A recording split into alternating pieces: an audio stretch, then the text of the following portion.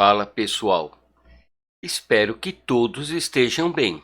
Nesta aula nós vamos dar início ao estudo dos sais e das reações de neutralização. E como podemos definir um sal?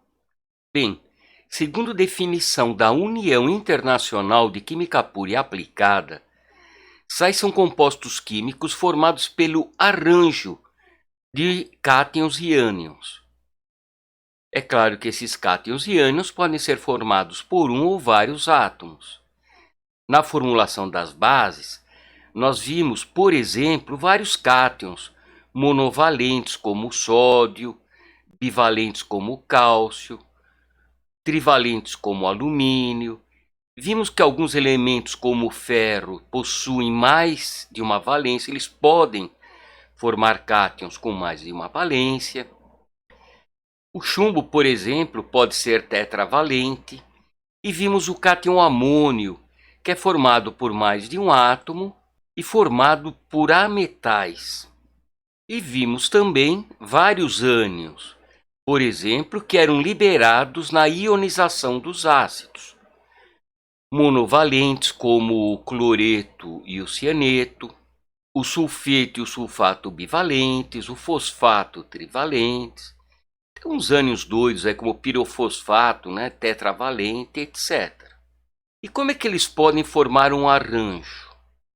Cátions e ânions se unem formando estruturas altamente organizadas, os chamados retículos cristalínicos iônicos, isto é, pequenas redes formadas por íons organizados. Então, considerando aqui os cátions na cor azul, os ânions em laranja, à medida que vai se formando o sal, cátions e ânions se unem em arranjos bastante organizados.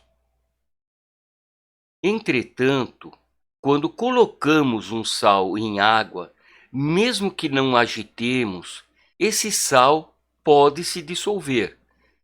Em maior ou menor proporção, o sal pode se dissolver. Como é que isso acontece?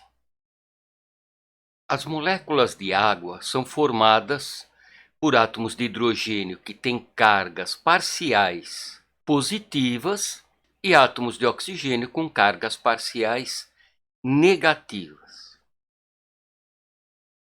Quando um sal solúvel está em água, as moléculas de água arrancam os íons dos seus retículos cristalinos, com a região parcialmente negativa voltada para os cátions e a região parcialmente positiva, isto é, os átomos de hidrogênio, voltadas para os ânions.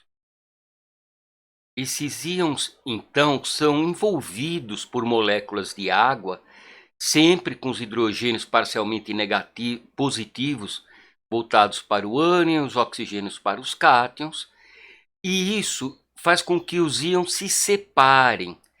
Esse processo é denominado dissociação e pode ser representado por uma equação. Imagine esse sal genérico AB, onde A é o cátion, B é o ânion, em meio aquoso. A dissociação corresponde à separação do cátion e do ânion. Os sais podem ser obtidos na reação de ácidos e bases. Então, se por exemplo eu tiver o ácido clorídrico, o HCl, reagindo com hidróxido de sódio, a soda cáustica, nós teremos que o cátion sódio e os ânions cloreto vão formar o NaCl, o cloreto de sódio. Lembre-se que nomenclatura de compostos iônicos é sempre assim: o nome do ânion seguido do nome do cátion. Então eu tenho um sal formado pelo cátion sódio e o ânion cloreto. Já os cátions H+, liberados na ionização dos ácidos, e os ânions hidróxidos liberados na dissociação das bases, vão formar a água. Há uma outra forma de se enxergar essa reação. Lembre que um ácido forte como o HCl está completamente ionizado na água, E uma base forte, como hidróxido de sódio, também está dissociada em água. Além disso, acabamos de ver que os sais, como o cloreto de sódio, também se dissociam em água. É um sal solúvel, né? O sal de cozinha, o cloreto de sódio. Já os cátions H+, e os ânions OH-, os ânions hidróxido, vão formar água que, sim, se ioniza um pouquinho, a gente viu em pH, mas muito pouco. A maior parte dela não está ionizada. Comparando-se o lado esquerdo e o lado direito da reação, a gente vai ver que o ânion cloreto não reagiu, o cátion sódio não reagiu, ficaram lá de boas, né? Alguns chamam de íons espectadores, e quem reage verdadeiramente são os cátions H+, com os ânions hidróxido, produzindo água. Retomando a equação que representa a reação que nós acabamos de ver, nós temos que o cloreto de sódio é obtido dissociado. Mas é claro que nós podemos obtê-lo na forma cristalina. Se nós tomarmos essa solução final, que tem água e cloreto de sódio, e permitirmos que ela evapore ou fervermos para que ocorra o processo mais rapidamente, vai cristalizar o sal. Aqui nós temos uma microfotografia do sal de cozinha. Nas salinas ele é cristalizado muito rapidamente, então não se formam cristais muito bonitos. Mas na natureza ele aparece como um minério denominado halita, onde é possível ver essa tendência do cristal de assumir a forma cúbica. Pois bem, e como nós podemos equacionar a reação do ácido clorídrico com o hidróxido de cálcio? O ácido clorídrico, para cada 1 mol de ácido, libera 1 mol de cátions H+. Já o ânion hidróxido, para cada 1 mol, libera 2 mols de ânions hidróxido. Ocorre que nós queremos equacionar a denominada neutralização total. Não vai poder restar nenhum cátion H+, e nenhum ânion H- sem reagir. Para isso, nós tomamos 2 mols de HCl, que vai nos produzir 2 mols de cátions H+. Cada mol de cátion H+ reage com 1 mol de hidróxido, produzindo 2 mols de água, que nós vamos colocar lá entre os produtos. E o que resta para formar o sal? 1 cátion cálcio e 2 ânions cloreto. Vai se formar então o cloreto de cálcio. É importante notar que eu tenho 1 cátion cálcio com 2 cargas positivas e 2 ânions cloreto, cada um com uma carga negativa. Então eu tenho 1 cátion com carga +2, 2 ânions com carga -1. A soma das cargas é zero, isto é, os sais são espécies químicas neutras, devem ser sempre neutros. E na reação do ácido clorídrico, ou ácido muriático, ou cloreto de hidrogênio, ou clorano, ele tem um monte de nomes, com o hidróxido de alumínio. A maior parte do hidróxido de alumínio vai ficar insolúvel, mas o pouco que dissolve reage com HCl, aí dissolve mais um pouquinho, reage com HCl, e no fim a reação se completa. Observe que o ácido libera 1 mol de cátions H+ por mol de HCl. Já a base libera 3 mols de OH- para cada mol da base.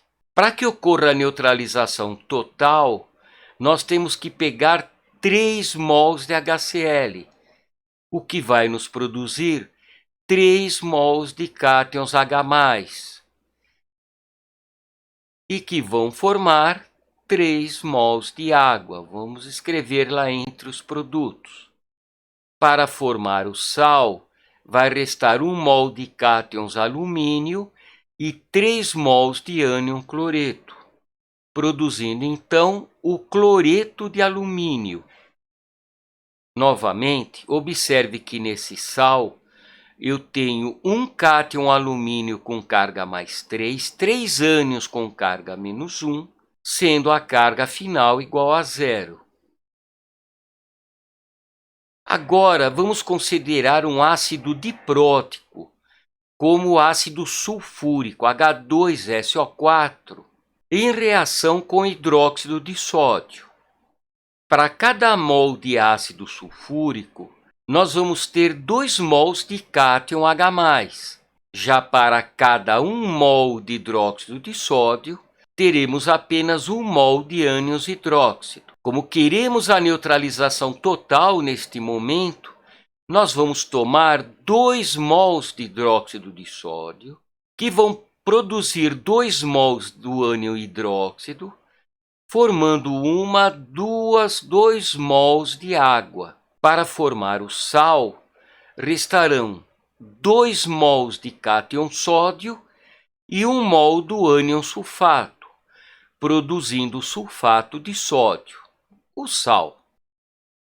Novamente, constatando a neutralidade dessa espécie química, eu tenho 2 cátion sódio com carga mais 1, um ânion sulfato com carga menos 2, com o total 0. Agora, vamos equacionar a reação do ácido sulfúrico com o hidróxido de sódio.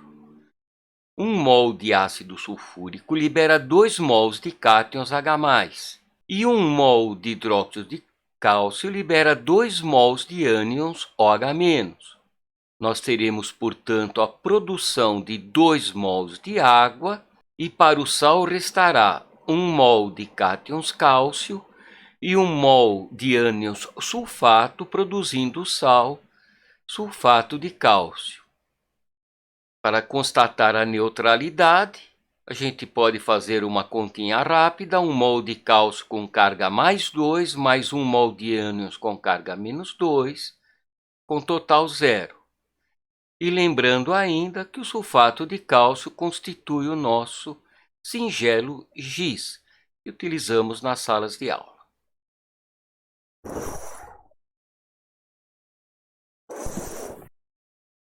Bem, ficamos hoje por aqui. Um abraço a todos e cuidem-se!